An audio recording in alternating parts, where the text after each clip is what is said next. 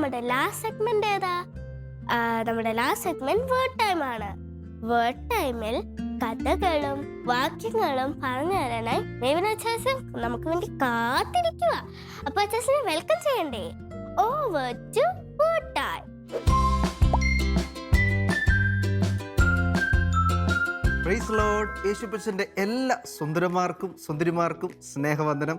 നിങ്ങളുടെ ചിരിച്ച മുഖം കാണുമ്പോൾ അറിയാം നിങ്ങളെല്ലാവരും വളരെ സന്തോഷത്തിലാണ്. കാരണം അടിപൊളി പാട്ടുകൾ, അതുപോലെ ഫൺ ടൈം, അങ്ങനെ എല്ലാം കൊണ്ടും അടിപൊളി ഒരു എപ്പിസോഡായിരുന്നല്ലേ. അങ്ങനെയെങ്കിൽ തുടർന്നുള്ള നിമിഷങ്ങളിൽ വചനം ശ്രവിക്കാനായിട്ട് പോകുകയാണ്. നമുക്കറിയാം നമ്മൾ ഓരോ ദിവസവും നമ്മളിങ്ങനെ പണിത് മുൻപോട്ട് കൊണ്ടുവരുന്ന എന്താണ്? വചനമാണ്. അങ്ങനെയെങ്കിൽ ആ വചനത്തിൽ എത്ര പേർക്ക് വിശ്വാസമുണ്ട്? അയ്യോ, എല്ലാ കൂട്ടുകാരും പറഞ്ഞ ഉടനെ തന്നെ കൈവക്കി. എല്ലാവരും യേശുപ്പച്ചൻ ധാരാളം അനുഗ്രഹിക്കട്ടെ. നമുക്കറിയാം ഇന്ന് നമ്മുടെ theme listen and learn. Okay, എന്താണ് അതിൻ്റെ അർത്ഥം? കേൾക്കുക, കാണുകയോ? കേൾക്കുക, അതുപോലെ തന്നെ പഠിക്കുക. അപ്പോൾ ഈ രണ്ട് കാര്യങ്ങൾ നമ്മൾ പഠിക്കുമ്പോൾ, അതായത് ലിസൺ ആൻഡ് ലേൺ, ഈ രണ്ട് കാര്യങ്ങൾ പറയുമ്പോൾ നമുക്കറിയാം അപ്പോൾ കേൾക്കേണ്ടതായ ചില കാര്യങ്ങളുണ്ട്, അതുപോലെ തന്നെ പഠിക്കേണ്ടതായ ചില കാര്യങ്ങളുണ്ട്. അങ്ങനെയെങ്കിൽ നമുക്ക് ചുറ്റും കേൾക്കുന്ന എല്ലാ കാര്യങ്ങളും നമ്മൾ ശ്രദ്ധിക്കേണ്ടതാണോ? അല്ല. അതുപോലെ തന്നെ നമ്മൾ ഓരോ കാര്യങ്ങൾ, നമുക്ക് ജ്ഞാനം ഒക്കെ ഉണ്ട്, പക്ഷേ എല്ലാ കാര്യത്തെക്കുറിച്ച് നമ്മളങ്ങനെ ചിന്തിക്കണോ? വേണ്ട. പിന്നെയോ ചില കാര്യങ്ങൾ നമ്മുടെ ഹൃദയത്തിൽ സൂക്ഷിച്ചു വെക്കേണ്ടതായ ചില കാര്യങ്ങളുണ്ട്. അങ്ങനെയെങ്കിൽ ഇവിടെ പറയുന്ന പോലെ തന്നെ നമ്മൾ ശ്രദ്ധിക്കേണ്ട ചില കാര്യങ്ങളുണ്ട്, അതുപോലെ തന്നെ നമ്മൾ പഠിക്കേണ്ടതായ, ഗ്രഹിക്കേണ്ടതായ ചില കാര്യങ്ങളുണ്ട്. അങ്ങനെയെങ്കിൽ തുടർന്നുള്ള സമയങ്ങൾ നമ്മൾ അപ്രകാരമുള്ള ചില കാര്യങ്ങളാണ് നമ്മൾ ഒരുമിച്ച് ചിന്തിക്കാനായിട്ട് പോകുന്നത്. തീർച്ചയായിട്ടും നിങ്ങൾ വളരെ വേഗത്തിൽ തന്നെ നിങ്ങളുടെ ഹൃദയത്തെ അങ്ങനെ ഒരുക്കിയെടുക്കുക. ഇന്നെന്നോട് സംസാരിക്കണമേ, അങ്ങനെ ആഗ്രഹത്തോടെ ഏതെങ്കിലും കൂട്ടുകാരുണ്ടെങ്കിൽ തീർച്ചയായിട്ടും ഈ എപ്പിസോഡ് നിങ്ങളോട് സംസാരിക്കാനിടയായി തീരും. അങ്ങനെയെങ്കിൽ പ്രാർത്ഥനയോടെ ദിവസത്തിലായിരുന്നു യേശുപ്പച്ച എന്നോട് സംസാരിക്കണമേ, അങ്ങനെ പ്രാർത്ഥനയോടെ ഇരിക്കുന്ന ആരെങ്കിലും ഉണ്ടെങ്കിൽ നിങ്ങൾ വിശ്വസിച്ചോ, യേശുപ്പച്ച നിങ്ങളെ തൊട്ട് നിങ്ങൾ സംസാരിക്കും കേട്ടോ. അങ്ങനെയെങ്കിൽ ഇന്ന് നമുക്ക് ആദ്യം ഒരു വാക്യത്തിലേക്ക് നമുക്ക് പോകാം. ഇവിടെ നാം എടുത്തിരിക്കുന്ന ഒരു വാക്യം അതിപ്രകാരമാണ്. യോഹന്നാൻ്റെ സുവിശേഷം 10-ാം അധ്യായം അതിൻ്റെ 26 മുതൽ 28 വരെയുള്ള വാക്യമാണ്. ഇവിടെ പ്രകാരം കാണുന്നു: നിങ്ങളോ എൻ്റെ ആടുകളുടെ കൂട്ടത്തിലുള്ളവരല്ലായകയാൽ വിശ്വസിക്കുന്നില്ല. എൻ്റെ ആടുകൾ എൻ്റെ ശബ്ദം കേൾക്കുന്നു, ഞാൻ അവയെ അറിയുകയും അവ എന്നെ അനുഗമിക്കുകയും ചെയ്യുന്നു. ഞാൻ അവയ്ക്ക് നിത്യജീവൻ കൊടുക്കുന്നു, അവ ഒരു നാളും നശിച്ചു പോകയില്ല. ആരും അവയെ എൻ്റെ കയ്യിൽ നിന്ന് പിടിച്ച് പറിക്കുകയും ഇല്ല. എത്ര കൂട്ടുകാർ ഈ വാക്യം കേട്ടിട്ടുണ്ട്? 1 2 3 3 4 കുഞ്ഞുങ്ങൾ മാത്രം. ഓക്കെ, കുഴപ്പമില്ല. ഇപ്പം കേട്ടല്ലോ. ഇനി എത്ര പേര് കേട്ടു? എല്ലാവരും കേട്ടിട്ടുണ്ട്. ഓക്കെ, ഇതിനകത്ത് എടുത്തു പറയുന്ന ഒരു കാര്യം നിങ്ങൾ ശ്രദ്ധിച്ചോ? അതായത് നിങ്ങളോ എൻ്റെ ആടുകളുടെ കൂട്ടത്തിലുള്ളവരല്ലായകയാൽ നിങ്ങൾ വിശ്വസിക്കുന്നില്ല. പക്ഷേ എൻ്റെ ആടുകൾ, അതായത് കർത്താവിൻ്റെ ആടുകളുടെ പ്രത്യേകതയാണ് പറയുന്നത്. എൻ്റെ ആടുകൾ എന്ത് കേൾക്കുന്നു? എൻ്റെ ശബ്ദം കേൾക്കുന്നു. അങ്ങനെയെങ്കിൽ ഇന്ന് നമ്മളൊന്ന് ചിന്തിച്ചേ, നമ്മൾ വിശ്വസിക്കുന്നവരാണെങ്കിൽ തീർച്ചയായിട്ടും അതിൻ്റെ അർത്ഥം മറ്റൊന്നുമല്ല. അതിൻ്റെ അർത്ഥം ഒരേ ഒരു അർത്ഥമേ അതിനുള്ളൂ. നമ്മൾ ആരുടെ സന്നിധിയിലാണ്? കർത്താവിൻ്റെ സന്നിധിയിലാണ് നാം ആയിരിക്കുന്നത്. അങ്ങനെയെങ്കിൽ കർത്താവ് ഒരു കാര്യം പറയുന്നുണ്ടെങ്കിൽ നമ്മൾ ശ്രദ്ധിച്ച് കേൾക്കും. കാരണം എന്താണ്? നമ്മൾ വിശ്വസിക്കുന്നവരാണ്, നമ്മൾ കർത്താവിൻ്റെ ആടുകളാണ്. അതുകൊണ്ട് നമ്മൾ ശ്രദ്ധിച്ച് കർത്താവിൻ്റെ വാക്കുകൾ കേൾക്കും. അങ്ങനെയെങ്കിൽ ആദ്യം പറഞ്ഞ പോലെ കേൾക്കുക, പഠിക്കുക. അങ്ങനെയെങ്കിൽ എല്ലാ കാര്യം കേൾക്കണമോ? അല്ല. പിന്നെ ഇവിടെ നാം കേട്ടതുപോലെ കർത്താവ് പറയുന്ന കാര്യങ്ങൾ ഒരു വ്യക്തി കേട്ടിട്ടുണ്ടെങ്കിൽ തീർച്ചയായിട്ടും കേൾക്കുക മാത്രമല്ല, അതെന്ത് ചെയ്യണം? മനസ്സിൽ സൂക്ഷിക്കണം. നമ്മൾ ചില കാര്യങ്ങൾ എന്ത് ചെയ്യണം? പലതും കേൾക്കും, എങ്കിലും നമ്മൾ മനസ്സിലാക്കേണ്ടത് പലതൊന്നും മനസ്സിലാക്കാറില്ല. പഠിക്കേണ്ട കാര്യങ്ങളൊന്നും പഠിക്കാറില്ല. പക്ഷെ ആവശ്യമില്ലാത്ത പല ചിന്തകൾ ഇങ്ങനെ മനസ്സിൽ കൊണ്ട് ഇങ്ങനെ നടക്കാറുണ്ട്.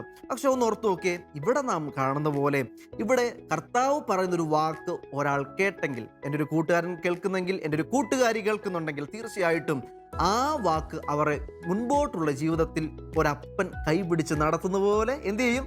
നടത്തുവാനിടയായിത്തീരും. ഒരപ്പൻ കൈപിടിച്ച് നടത്തുന്ന പോലെ നടത്തുവാനിടയായിത്തീരും. അങ്ങനെയെങ്കിൽ ഞാൻ ആദ്യം പറഞ്ഞ പോലെ കേൾക്കേണ്ടതായ ചില കാര്യങ്ങളുണ്ട്, അതുപോലെ അത് പഠിക്കേണ്ടതായ ചില കാര്യങ്ങളുണ്ട്. അങ്ങനെയെങ്കിൽ ഈ വചനമൊക്കെ പഠിക്കുന്നോർത്ത് നോക്കിയേ, നമ്മുടെ ചില കൂട്ടുകാരൊക്കെ പപ്പയും മമ്മിയും രാവിലെ എഴുന്നേറ്റിട്ട് ബൈബിൾ വായിച്ചോടാ, നീ പഠിച്ചോടാ എന്നൊക്കെ ചോദിക്കുമ്പോൾ, എന്താ രാവിലെ എപ്പോഴും എഴുന്നേറ്റ് ബൈബിൾ പഠിക്കണം, എപ്പോഴും ബാക്കി കാണാതെ ചർച്ചയൊന്ന് പറയണം എന്നൊക്കെ പറയാറില്ലേ? എനിക്കറിയാം. നിങ്ങളുടെ മുഖം കാണുമ്പോൾ ചിലരൊക്കെ ഇങ്ങനെ പുറകോട്ട് തല വലിക്കുന്നുണ്ട്. അത് കാണുമ്പോൾ അറിയാം.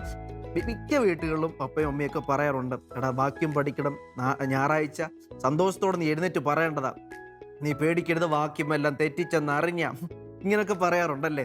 അങ്ങനെയെങ്കിൽ നമ്മൾ പഠിക്കേണ്ടതായ ചില കാര്യങ്ങൾ, ഈ വാക്യങ്ങളൊക്കെ പഠിക്കുന്നതിന് പിൻപിൽ നമ്മുടെ മുൻപോട്ടുള്ള ജീവിതത്തിലുണ്ടല്ലോ, നമ്മൾ പ്രാർത്ഥിക്കുമ്പോൾ നമുക്ക് പറയാൻ പറ്റും, യേശുപ്പച്ച യോസേഫിൻ്റെ ജീവിതത്തിൽ യോസേഫിന് ഭയങ്കര തകർച്ചയിലൂടെ കടന്നുപോയെങ്കിലും യോസേഫിനെ മാനിച്ചല്ലോ എന്നൊരു വാക്ക് നമുക്ക് പറയണമെന്നുണ്ടെങ്കിൽ എന്ത് മനസ്സിൽ വേണം?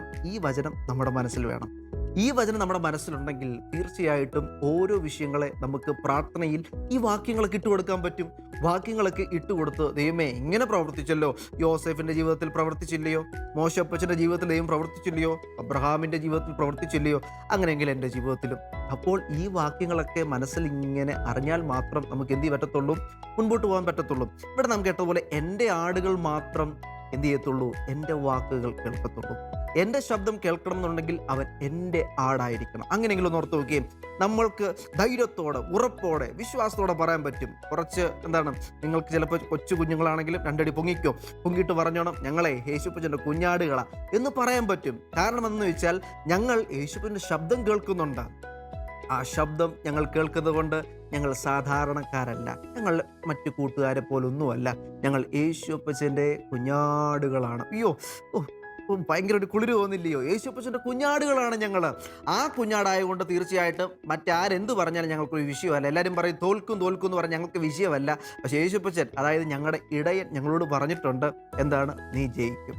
നമ്മളൊരു പാട്ട് കേട്ടില്ലേ?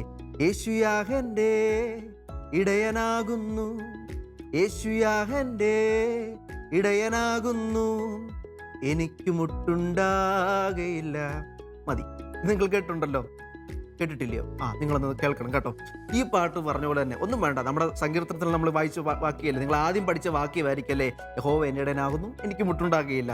അതായത് നമുക്ക് മുൻപോട്ട് ഒരു തടസ്സവും കൂടാതെ വളരെ സന്തോഷത്തോടെ മുട്ടൊന്നും കൂടാതെ നന്നായി പോകണമെന്നുണ്ടെങ്കിൽ ഒറ്റ ഉത്തരം, യേശു നമ്മുടെ ഇടയനാകണം. അങ്ങനെയെങ്കിൽ ആ ഇടയൻ നമുക്കുണ്ടെങ്കിൽ തീർച്ചയായിട്ടും നമ്മൾ ചില കാര്യങ്ങൾ കേൾക്കും. ആരിൽ നിന്ന് കേൾക്കും? യേശുപ്പച്ചനിൽ നിന്ന് കേൾക്കും. ഞാൻ പറഞ്ഞതിൻ്റെ കാരണം, ഒരു പക്ഷേ ഇനിയും നിങ്ങൾ മുൻപോട്ട് പോകുമ്പോൾ നിങ്ങൾ ഇന്ന് കാണുന്ന പോലെയല്ല, കുറച്ച് മീശയൊക്കെ വളരും. അതുപോലെ ചേച്ചിമാരൊക്കെ ആണെങ്കിൽ അവരെന്ത് ചെയ്യുന്നറിയാവോ? അവർ ഇതുവരെ ഉപയോഗിക്കാത്ത മേക്കപ്പ് സെറ്റ് കാര്യങ്ങളൊക്കെ ഉപയോഗിക്കാൻ തുടങ്ങും. കുറച്ചൊക്കെ മാറ്റങ്ങളൊക്കെ വരും. അപ്പോൾ ആ സമയം നിങ്ങളുടെ അടുത്തേക്ക് ഒത്തിരി കൂട്ടുകാർ ചില വാക്കുകളുമായി വരും. അപ്പോൾ ഇതെല്ലാം നിങ്ങൾ കേൾക്കുന്നുണ്ട്, ശരിയാണ്. പക്ഷേ നിങ്ങൾ ഉൾക്കൊള്ളേണ്ടത് മാത്രം ഉൾക്കൊള്ളുക, സ്വീകരിക്കേണ്ടത് മാത്രം സ്വീകരിക്കുക, പഠിക്കേണ്ട കാര്യങ്ങൾ മാത്രം പഠിക്കുക. കൂട്ടുകാർ പറയുന്ന എല്ലാം പഠിക്കാൻ പറ്റുമോ? ഇല്ല. കൂട്ടുകാരൻ പറയുന്ന എല്ലാം കൊണ്ട് കേൾക്കാൻ പറ്റുമോ? അതും പറ്റത്തില്ല. നമ്മൾ കേൾക്കേണ്ട ചില കാര്യങ്ങളുണ്ട്, നമ്മൾ മനസ്സിലാക്കേണ്ട ചില കാര്യങ്ങളുണ്ട്. അങ്ങനെയുള്ളത് മാത്രം നമ്മൾ ഏറ്റെടുക്കാവുള്ളൂ കേട്ടോ. അങ്ങനെയുള്ളത് മാത്രം ഏറ്റെടുക്കാവുള്ളൂ. ഇനിയും ഈ ഒരു ഭാഗം കുറച്ചുകൂടെ മനസ്സിലാകണമെങ്കിൽ നമുക്കറിയാം, നോഹപ്പച്ചൻ എത്ര പേർക്ക് അറിയാം? അറിയാം. എന്നാൽ നോഹപ്പച്ചൻ ഒരു ഉദാഹരണം പറഞ്ഞേ. മോനെ യാഗത്തിന് കൊണ്ടുപോയിരുന്നു. അയ്യോടാ, അത് അബ്രഹാമാന്ന് ഒന്ന് പറഞ്ഞേ. ഓക്കെ, മിടുക്കൻ. അതായത് നോഹപ്പച്ചനെ സംബന്ധിച്ച് നമുക്കറിയാം, പെട്ടകത്തിൻ്റെ വിഷയമൊക്കെ അറിയാം അല്ലേ? വലിയ മഴ പെയ്തു, വലിയ വെള്ളപ്പൊക്കമൊക്കെ അറിയാം. ഈ നോഹപ്പച്ചൻ്റെ പ്രത്യേകം അറിയാമോ? അവിടെ ഇഷ്ടംപോലെ ആളുകളുണ്ടായിരുന്നു. ഒത്തിരി ആളുകളുണ്ടായിരുന്നു, ഒരുപാട് ആളുകളൊക്കെ ഉണ്ടായിരുന്നു. പക്ഷേ ഈ നോഹപ്പച്ചൻ മാത്രം ദൈവശബ്ദം കേട്ടു. ഒന്ന് ഓർത്ത് നോക്കിയേ, ഒരുപാട് ആളുകളുണ്ടായിരുന്നു, പക്ഷെ പറഞ്ഞിട്ട് ഒരു കാര്യവുമില്ല. ഒരുപക്ഷെ വലിയ വലിയ രാജാക്കന്മാർ കാണുമായിരിക്കും, വലിയ വലിയ കോടീശ്വരന്മാർ കാണുമായിരിക്കും, വലിയ വലിയ വാഹനങ്ങളൊക്കെ, അതായത് അന്നത്തെ വാഹനമൊക്കെ അറിയാമല്ലോ, വലിയ രഥങ്ങളിലൊക്കെ പോകുന്നവരൊക്കെ വലിയ വലിയ ആളുകളൊക്കെ കാണുമായിരിക്കാം. പക്ഷേ ഒരു നോഹയപ്പച്ചൻ ദൈവശബ്ദം കേട്ടു. ഒന്ന് ഓർത്ത് നോക്കിയേ, ആ ദൈവശബ്ദം കേട്ട നോഹയപ്പച്ചൻ്റെ ജീവിതത്തിനകത്ത് നമുക്കറിയാം, ദൈവത്തിൻ്റെ ശബ്ദത്തിന് പ്രാധാന്യം കൊടുത്ത ആ നോഹയപ്പച്ചൻ്റെ ജീവിതത്തിൽ വലിയ മാറ്റങ്ങളാണ് സംഭവിച്ചത്. ഒത്തിരി ആളുകൾ തകർന്നപ്പോൾ തകരാതെ നോഹയപ്പച്ചൻ്റെ കുടുംബം മുഴുവനും രക്ഷയുടെ അനുഭവത്തിലേക്ക് പോകാനിടയായി തീർന്നു. എന്താണ് കാരണം? മറ്റൊന്നുമല്ല. കാരണം ഒരു കാരണം, ദൈവശബ്ദം കേട്ടു. അങ്ങനെയെങ്കിൽ ഇവിടെ നോക്കുവാണെങ്കിൽ നമുക്കറിയാം, നോഹയപ്പച്ചൻ ദൈവശബ്ദം കേട്ടു. അതേസമയം കേൾക്കണം, അവിടെ ചുറ്റുമുള്ളവർ പറഞ്ഞുകൊണ്ട്, നിനക്ക് തലയ്ക്ക് എന്തെങ്കിലും കുഴപ്പം കാണും, കാരണം ഇതുവരെ പെയ്യാത്ത മഴ പെയ്യുമെന്നാണ് നീ പറയുന്നത്. കാരണം നോഹയപ്പച്ചൻ ഇങ്ങനെ പറഞ്ഞു നടക്കുമ്പോൾ ആളുകളൊക്കെ പറയും, നിനക്ക് വേറെ പണിയൊന്നും ഇല്ലയോ എന്ന് പറയുമ്പോൾ അവരുടെ വാക്ക് ആര് കേട്ടില്ല? നോഹ കേട്ടില്ല. ഒന്ന് ഓർത്ത് നോക്കിയേ, അവരുടെ വാക്കാണ് കേട്ടതെങ്കിൽ തീർച്ചയായിട്ടും നോഹ ഈ ഒരു കാര്യത്തിന് വേണ്ടി ഒരു സ്റ്റെപ്പ് എടുത്ത് വെക്കത്തില്ലായിരുന്നു. പക്ഷേ ഇവിടെ നമുക്ക് കാണാൻ കഴിയുന്നത്, നോഹയപ്പച്ചൻ ഇവരെ ആരുടെയും വാക്കല്ല കേട്ടത്, പിന്നെയോ ദൈവത്തിൻ്റെ വാക്ക് കേട്ട് ഒരു സ്റ്റെപ്പ് എടുത്തങ്ങ് വെച്ചു. അതുമാത്രമല്ല, കേട്ടത് അവൻ്റെ ഹൃദയത്തിൽ ഗ്രഹിച്ചു. അതുകൊണ്ടാണ് നമുക്കറിയാം, എത്ര നീളം വേണമെന്നും എത്ര വീതി വേണമെന്നും കേട്ട് അനുസരിച്ച് പഠിച്ച് തയ്യാറാക്കി. അങ്ങനെ പഠിച്ച് തയ്യാറാക്കിയപ്പോൾ അവിടെ എന്ത് സംഭവിച്ചു? അവൻ്റെ ജീവിതത്തിൽ ഒരു വലിയ വിജയം. അനേകർ പരാജയപ്പെട്ടപ്പോൾ ഇതാ നോഹയപ്പച്ചൻ്റെ പെട്ടകം, നോഹയപ്പച്ചൻ്റെ കുടുംബം പോകുന്ന പെട്ടകം ഇങ്ങനെ ഒഴുകി നടക്കുക. കാരണം എന്താണ്? ദൈവശബ്ദത്തിന് പ്രാധാന്യം കൊടുത്തു. ദൈവശബ്ദത്തിന് അവൻ എന്ത് ചെയ്തു?